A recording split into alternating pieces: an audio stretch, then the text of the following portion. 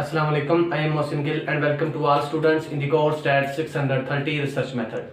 आज हम research method का लेक्चर नंबर 20 डिस्कस करने जा रहे हैं। लेक्चर नंबर 20 में हम जो लेसन पढ़ेंगे आपकी बुक का लेसन नंबर 20 है।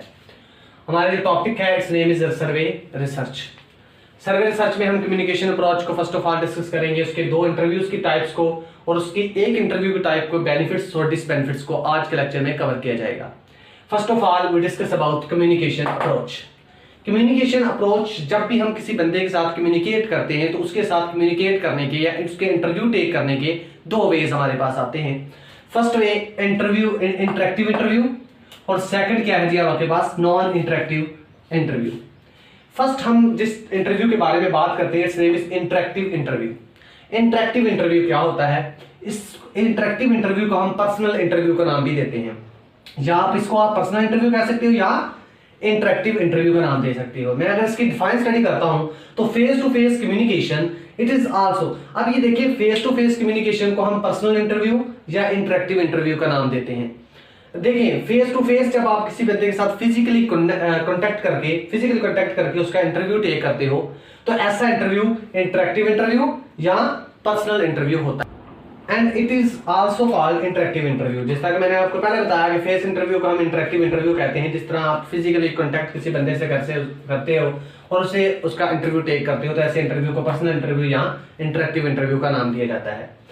अब नॉन इंटरेक्टिव इंटरव्यू आ रहा है। नॉन इंटरेक्टिव इंटरव्यू का अगर हम डिफाइन स्टडी करते हैं तो इसकी डिफाइन है जो no face to face communication, for example telephone interview. ऐसा इंटरव्यू जिसमें आपका फिजिकली किसी बंदे के साथ कनेक्ट नहीं होते बल्कि आप टेलीफोन करते हैं उसको, या उसको मेल भेजते हैं, या व्हाट्सएप के जरिए या स्काइप के जरिए, यानी कि वीडियो कॉल के जरिए आप उसका इंटरव्यू टेक करते हो, तो ऐसा इंटरव्यू नॉन इंटरेक्टिव इंटरव्यू के टर्म में आता है, जिसमें फेस टू फेस या फिजिकली कनेक्ट जो है वो बंदा इंटरव्यूअर जो है वो अपने रिस्पोंडेंट के साथ नहीं होता। तो ऐसा इंटरव्यू जिसमें फिजिकली कनेक्शन मौजूद ना हो वो नॉन इंटरेक्टिव इंटरव्यू, और ऐसा इंटरव्यू जिसमें फिजिकली कनेक्शन मौजूद हो ऐसे इंटरव्यू को हम पर्सनल इंटरव्यू का नाम देते हैं। तो ये दो इंटरव्यू की टाइप्स हमने आज पढ़ी, interactive interview and non interactive interview. Personal interview को इंटरेक्टिव इंटरव्यू कहते थे और नॉन इंटरेक्टिव इंटरव्यू को मैंने आपको डिफाइन पढ़ाई। अब जैसा कि मैंने आपको स्टार्ट में लेक्चर के बताया है कि इंटरेक्टिव इंटरव्यू को आज के लेक्चर में हम किस इंटरव्यू को डिस्कस करेंगे, इंटरेक्टिव इंटरव्यू को।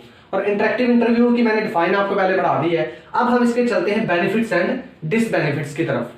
फर्स्ट जो इसका बेनिफिट आता है इंटरेक्टिव इंटरव्यू करते हुए पर्सनल इंटरव्यू। अच्छा, ये जो क्वेश्चन है आपको तीन तरह से पूछा जा सकता है, या तो वो लॉन्ग क्वेश्चन में भी आ सकता है, ये शॉर्ट क्वेश्चन में भी पूछा जा सकता है।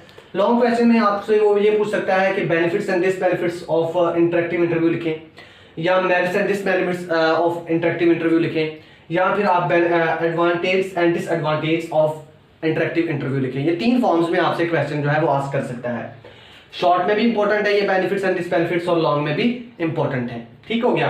फर्स्ट जो बेनिफिट आता है हमारे पास इंटरेक्टिव इंटरव्यू या जिसको हम पर्सनल इंटरव्यू कहते हैं, it's name is to opportunity for feedback. इसमें फीडबैक की अपॉर्चुनिटी बहुत ज्यादा पाई जाती है इंटरेक्टिव इंटरव्यू की, क्योंकि आप जब इंटरव्यू लेते हो, इंटरव्यू लेने के बाद आप उस बंदे के साथ फिजिकली कनेक्ट होते हो, तो इंटरव्यू लेने के बाद जब इंटरव्यू का टाइम ओवर हो गया तो आप उसके साथ पूछ सकते हो कि सर आपको हमारा इंटरव्यू कैसा लगा, या जो आपके बंदे वहां पे मौजूद थे जिन्होंने आपका इंटरव्यू देखा उनसे आप फीडबैक ले सकते हो। तो फीडबैक की अपॉर्चुनिटी क्या हो जाती है, बढ़ जाती है जब आप इंटरेक्टिव या पर्सनल इंटरव्यू टेक कर रहे होते हो। दूसरा है length of interview. Length of interview को हम कम भी कर सकते हैं या ज्यादा भी। फॉर एग्जांपल आपने फिक्स किया कि 1 घंटे का हमने इंटरव्यू लेना है अपने रिस्पोंडेंट से, लेकिन आपने जब क्वेश्चन स्टार्ट किया तो आपके क्वेश्चन की लेंथ बढ़ गई, ज्यादा क्वेश्चन होने स्टार्ट हो गए और आपका वो इंटरव्यू 1 घंटे में कवर ना हो सका, तो फिर आप लेंथ ऑफ द इंटरव्यू को चेंज कर सकते हो।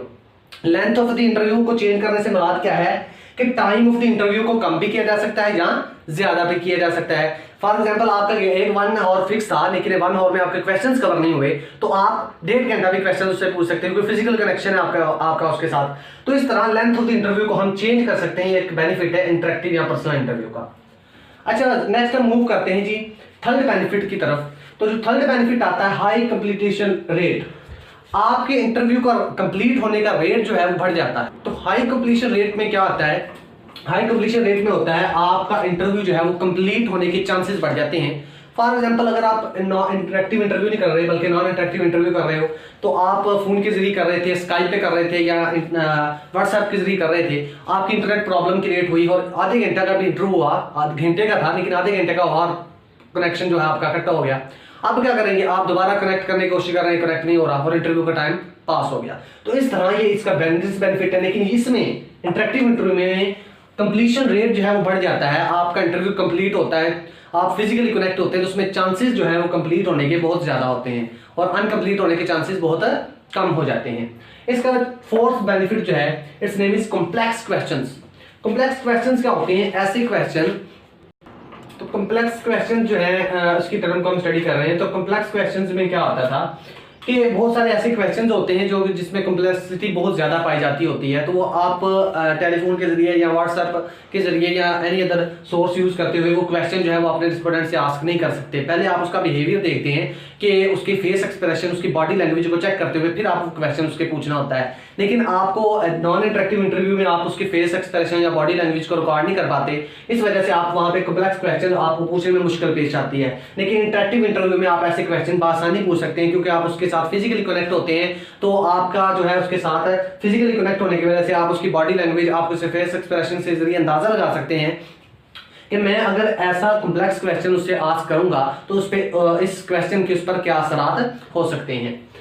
अगर मैं ग्राफ के जरिए कंप्लीशन रेट को बयान करूं तो आपके पास ये ग्राफ मैंने दिखाया, ये कंप्लीशन रेट है फॉर इंटरेक्टिव इंटरव्यू के लिए, बिकॉज कंप्लीशन रेट उसमें ज्यादा होता है। और इस तरह ये दूसरे एरो के जरिए शो करवा रहा हूं नॉन कंप्लीशन रेट को, जो कि नॉन इंटरेक्टिव इंटरव्यू में होता है कि इसमें जो है इंटरव्यू का कंप्लीशन पूरा होना या इंटरव्यू के टाइम को पूरा करना, ये उसके चांसेस बहुत ही कम होते हैं नॉन इंटरेक्टिव इंटरव्यू में। उसके बाद इसकी जो फिफ्थ आती है जी प्रॉपर्टी, इसका merit, it's name is high participation rate. High participation rate क्या होता है, आप जब इसका इंटरेक्टिव इंटरव्यू ले रहे होते हैं तो इसमें ज्यादा बंदे आपके एक इंटरव्यू में टेक कर सकते हैं। लेकिन जब आप टेलीफोन के जरिए ले रहे हैं, व्हाट्सएप के जरिए ले रहे हैं, तो उसकी एक लिमिट होती है कितने बंदे आप रखें तो आपका इंटरव्यू बेस्ट वे में रन करेगा। लेकिन अगर आप फिजिकली कनेक्ट है तो आप 10 बंदे भी बिठा के एक कमरे में उनसे इंटरव्यू टेक कर सकते हैं, तो उसमें ये लिमिट नहीं होती कि आप। तो आप इसमें क्या होते हैं कि आपके पार्टिसिपेंट जो है वो हाई ज्यादा रेट में आपके जो है वो इंटरव्यू में शमूलियत अख्तियार करते हैं और आप 10 बंदों से भी एक कमरे में 20 बंदों से भी इंटरव्यू ले सकते हैं एक ही टाइम में। तो इस तरह आपकी जो है वो पार्टिसिपेशन रेट जो है वो भी इंटरेक्टिव इंटरव्यू में क्या हो जाता है, ज्यादा हो जाता है। उसके बाद इसका 6 जो है इसका बेनिफिट जो आता है, observation of non verbal behaviour. Non verbal behaviour की ऑब्जर्वेशन, जिस तरह कि मैंने पहले आपको बताया कॉम्प्लेक्स क्वेश्चंस वाली टर्म में, कि जब हम कॉम्प्लेक्स क्वेश्चंस की टर्म को मैंने स्टडी किया, वहां पे मैंने आपको बताया था एक चीज कि कुछ ऐसे क्वेश्चंस होते हैं जो आप टेलीफोन इंटरव्यू या व्हाट्सएप के जरिए नहीं पूछ सकते, लेकिन आप जब पूछते हैं उससे फिजिकल कनेक्ट होके, बिकॉज जब फिजिकली कनेक्ट होते हैं, जब आप इंटरेक्टिव इंटरव्यू से टेक कर रहे होते हैं तो आप उसका फेस एक्सप्रेशन, उसकी बॉडी लैंग्वेज को चेक कर सकते हैं। तो non verbal behaviour, observation of non verbal behaviour से मुराद ये है कि आप उसकी बॉडी लैंग्वेज को, आप उसके फेस एक्सप्रेशंस को, इन तमाम चीजों को चेक कर सकते हैं जब आप इंटरेक्टिव इंटरव्यू टेक कर रहे होते हैं। तो ये सारी चीज में आती है observation of non verbal behaviour में। उसके बाद non literates can give interview. अब जब आपका फिजिकली कनेक्ट होंगे तो कुछ अनपढ़ लोग भी उसमें आपके इंटरव्यू में शामिल हो सकते हैं, लेकिन जब आप इंटरनेट के जरिए, व्हाट्सएप के जरिए या एनी अदर सोर्स, स्काइप के जरिए इंटरव्यू टेक कर रहे हैं, तो उसमें जो अनपढ़ लोग हैं वो आपके इंटरव्यू में शामिल नहीं हो सकते। क्यों नहीं हो पाते? क्योंकि उनको व्हाट्सएप चलाने नहीं आ सकती, हो सकता है उनको स्काइप यूज करनी ना आती हो, बिकॉज वो अनएजुकेटेड पर्सन है। तो ऐसा हो सकता है कि वो अनपढ़ होने की वजह से, उनके अनएजुकेटेड होने की वजह से वो आपके इस इंटरव्यू में शमूलियत अख्तियार ना कर सकें। लेकिन जो आपका इंटरेक्टिव इंटरव्यू होता है या फिजिकल इंटरव्यू होता है, उसमें ये तमाम के तमाम आदमी जो कि नॉन एजुकेटेड होते हैं वो अपनी शमूलियत अख्तियार कर सकते हैं, बिकॉज इसमें कोई जो है टेक्निक या आपके पास टेक्नोलॉजी इस्तेमाल नहीं हो रही होती है, उन्हें फिजिकली आप उनके साथ कनेक्ट करके इंटरव्यू ले सकते हैं। इस वजह से जो non literates can give interview वो भी आपके इंटरेक्टिव इंटरव्यू के बेनिफिट में आता है। उसके बाद जो इसका लास्ट बेनिफिट आता है, interviewer can pre screen respondent. अक्सर ऐसा होता है कि आप ईमेल के जरिए इंटरव्यू ले रहे हैं या आप टेलीफोन के जरिए या ऑनलाइन ही ले रहे, ईमेल के जरिए आपने क्वेश्चनर सेंड कर दिया। क्वेश्चनर की टर्म हम पहले भी स्टडी कर चुके हैं।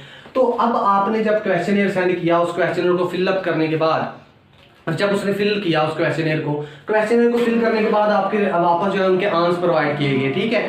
तो उनके आंसर जब आपको वापस प्रोवाइड किए गए तो वो हो सकता है आपने जो क्वेश्चन उनको सेंड किया वो उस बंदे ने फिल नहीं किया बल्कि किसी और बंदे ने फिल किया हो। तो आपका जो जिस बंदे को आपने वो क्वेश्चन सेंड किया हो सकता है उसने उस क्वेश्चन को फिल ही ना किया हो बल्कि आपके उस क्वेश्चन को किसी और बंदे ने फिल किया हो। तो इस तरह, लेकिन जब आप इंटरेक्टिव इंटरव्यू ले रहे होते हैं तो इस तरह इसमें ये होता है कि जिस बंदे से आपने क्वेश्चन किया वही आपका आंसर प्रोवाइड करता है। इसमें 2 नंबरी खत्म हो जाती है कि एक आपने जिस बंदे से क्वेश्चन पूछा वही आंसर प्रोवाइड करेगा, 2 नंबरी जो है वो इसमें नहीं की जा सकती इंटरेक्टिव इंटरव्यू या पर्सनल इंटरव्यू में। उसके बाद अगर हम इसके डीमेरिट्स या डिसएडवांटेज की तरफ या डिसबेनिफिट्स की तरफ मूव करते हैं तो इसका जो फर्स्ट डिसबेनिफिट आता है it's name is high cost. इसमें क्या होती है कि इसकी जो इंटरेक्टिव इंटरव्यू है इसमें कॉस्ट बहुत ज़्यादा हमें इन्वेस्ट करनी पड़ती है। फॉर एग्जांपल आप एक बंदे के पास जाना है, आप भावनगर से आपका रिलेशन है और आपने लाहौर में बैठा है आपका रेस्टोरेंट जिसे आपने इंटरव्यू लेना है। अब आप क्या करेंगे, भावनगर बस में जाएंगे, उससे आगे आप रक्षा लेंगे, उसके बाद एनी अदर बेनिफिट्स आपने रास्ते में आपको खाना खाना पड़ेगा, बहुत सारे ऐसी कॉस्ट आपको इन्वेस्ट करनी पड़ेगी। ठीक है, तो हाई कॉस्ट बहुत ज़्यादा इन्वेस्ट हो जाती है जब आप पर्सनल इंटरव्यू जाके लेते हैं। एक तो टाइम ज़्यादा लगेगा, उसके बाद कॉस्ट भी हमें ज़्यादा लगानी पड़ेगी। तो ये इसका डिसबेनिफिट आता है कि आपके पास जो इंटरेक्टिव इंटरव्यू है, पर्सनल इंटरव्यू है, उसमें भावनगर से आपको लाहौर का सफ़र करना पड़ेगा और बहुत ज़्यादा कॉस्ट इन्वेस्ट हो जाएगी। उसके बाद दूसरा जिसका डिसबेनिफिट आता है हाई ट्रेन इंटरव्यूअर। जो आपका इंटरव्यूअर, जो आप जिस बंदे ने इंटरव्यू लेना है वो आपको हाई ट्रेन चाहिए, उसको आप हायर करेंगे जिस बंदे को, उसकी सैलरी पैकेज आपको अच्छा देना पड़ेगा। लो सैलरी पैकेज का बंदा आपका इंटरेक्टिव इंटरव्यू नहीं ले सकता बिकॉज उसका इतना एक्सपीरियंस नहीं होगा। तो आपको हाई एक्सपीरियंस बंदा जो है वो चाहिए होगा, हाई ट्रेन बंदा जो है वो चाहिए होगा इंटरेक्टिव इंटरव्यू के लिए, जिसकी वजह से आपको सैलरी ज़्यादा देनी पड़ेगी, उसको हायर करना बहुत मुश्किल होता है। उसके बाद इसका तीसरा जो डिसबेनिफिट आता है लिमिटेशन इन रिस्पोंडेंट्स। अब इसमें जो लिमिटेशन रिस्पोंडेंट्स की पाई जाती है कि हो सकता है कुछ रिस्पोंडेंट शामिल हो सके, कुछ रिस्पोंडेंट शामिल ना हो सके, जिस तरह के मैंने बताया है पहले भी। और उसके बाद आती है अवेलेबिलिटी एंड एक्सेसिबिलिटी। ठीक है, क्या होता है कि लिमिटेशन आ जाती है रिस्पोंडेंट की अवेलेबिलिटी और एक्सेसिबिलिटी में। हो सकता है आप गए भावनगर से सफ़र करके लाहौर, आपका रेस्टोरेंट कहाँ पे था, लाहौर पर था, लाहौर में था। अब जब आप उसके पास लाहौर में गए तो वो लाहौर में मौजूद ना हो, इस्लामाबाद गया हो किसी काम से, तो आपको चक्कर पड़ गया, आप फिर वापस आएंगे, जब वो फिर वापस लाहौर आएगा फिर आप इंटरव्यू लेने जाएंगे। तो इस तरह ये एक बेनिफिट आ गया। उसके बाद एक्सेसिबिलिटी, हो सकता है आप गए हैं, वो जिस बंदे से आप इंटरव्यू लेने जा रहे हैं वो एक इम्पोर्टेंट पर्सनैलिटी है या कोई सियासतदान है, तो आपको उस बंदे तक एक्सेस हासिल न कर सके, आपको उसके गार्ड या कोई और बंदे उससे मिलने ना दिया जाए सिक्योरिटी बेसिस की बुनियाद पर। तो इस तरह जो लिमिटेशन रिस्पोंडेंट की अवेलेबिलिटी और एक्सेसिबिलिटी में आती है, ये भी इसका डिसबेनिफिट होता है। और उसके बाद फोर्थ आता है some persons are difficult to visit. मैंने जिस जगह पहले बताया कि सियासतदान है या कोई इंपॉर्टेंट पर्सनैलिटी, उसको मिलना, उसको विजिट करना बहुत मुश्किल होता है। तो इस तरह इंटरेक्टिव इंटरव्यू लेने के लिए हमें उस बंदे से मिलने के लिए, सम पर्सन्स को मिलने के लिए हमें बहुत सारी मुश्किलात का सामना करना पड़ता है इंटरेक्टिव इंटरव्यू में। उसके बाद फिफ्थ है जी लेस स्टैंडर्ड वर्डिंग। हमें जो है इंटरेक्टिव इंटरव्यू में जिस तरह की वर्डिंग आ रही है उसी तरह की वर्डिंग को यूज़ करना पड़ता है। हम अपनी वर्डिंग को जो है वो बेटर नहीं कर सकते, हमें हमारे जहन में उस वक्त जो वर्ड आया, जिस तरह मैं अभी स्पीक कर रहा हूँ, मैं आपको लेक्चर दे रहा हूँ, मैं जो मेरे जहन में अभी वर्ड आ रहे हैं वो स्पीक कर रहा हूँ। तो क्या हो रहा है कि जैसे मैं आपकी जो मेरे जहन में वर्ड्स आ रहे हैं वो आपको स्पीक करके बता रहा हूँ, जो एग्जांपल मेरे इस वक्त जहन में आ रही है वो मैं बता रहा हूँ। तो इस तरह same to same interactive interview में क्या होता है, आप क्वेश्चन पूछते हैं तो जो क्वेश्चन के जो वर्डिंग जो भी आपके जहन में आई आपने वो उससे पूछ लेनी है। ठीक है, तो इस तरह लेस स्टैंडर्ड वर्डिंग आप यूज़ करते हो। उसके बाद छठा है जी, सिक्स है जी नॉन अपॉर्चुनिटी टू कंसल्ट। आपके पास हो सकता है कि जो जिस रेस्टोरेंट से आप इंटरव्यू लेने जा रहे हैं वो उस वक्त ऑफिस में है, तो ऑफिस में वो आपके तमाम के तमाम क्वेश्चन का जवाब इजीली ना दे सके, या घर में है या ऐसी जगह में मौजूद है जहाँ पे वो आपको इंटरव्यू नहीं दे सकता। तो इस तरह ये भी इसका एक डिसबेनिफिट आता है। और इसका जी लास्ट डिसबेनिफिट इंटरेक्टिव इंटरव्यू का इंटरव्यूअर इन्फ्लुएंस आता है। क्या आपके पास जो इंटरव्यूअर होता है उसकी उम्र को देखते हुए, हो सकता है वो सीनियर हो तो आपका स्टूडेंट जो है उसकी बिहेवियर को देखता होगा, उससे इम्प्रेस हो या ना इम्प्रेस हो, तो जिस वजह से उसके क्वेश्चंस के आंसर में भी इफेक्ट आता है। तो इस तरह आपके इंटरव्यू का जो बिहेवियर है, जो उसकी ऑब्जर्वेशन है, वो बड़ी इस पर इम्पोर्टेंट होती है इंटरव्यू इन्फ्लुएंस में। तो आज के लेक्चर में communication approach and survey research में हमने दो टाइप्स ऑफ इंटरव्यू को स्टडी किया, इंटरेक्टिव इंटरव्यू और नॉन इंटरेक्टिव इंटरव्यू। और बेसिकली हमने आज इंटरेक्टिव इंटरव्यू पढ़ा, उसके बेनिफिट्स को स्टडी किया और उसके डिसबेनिफिट्स को स्टडी किया। तो आज के लेक्चर में जो कि हमारा टॉपिक था सर्वे रिसर्च, आज के लेक्चर में इतना ही। नेक्स्ट लेक्चर में हम नेक्स्ट टॉपिक के साथ हाजिर होंगे। शुक्रिया, अल्लाह हाफिज़।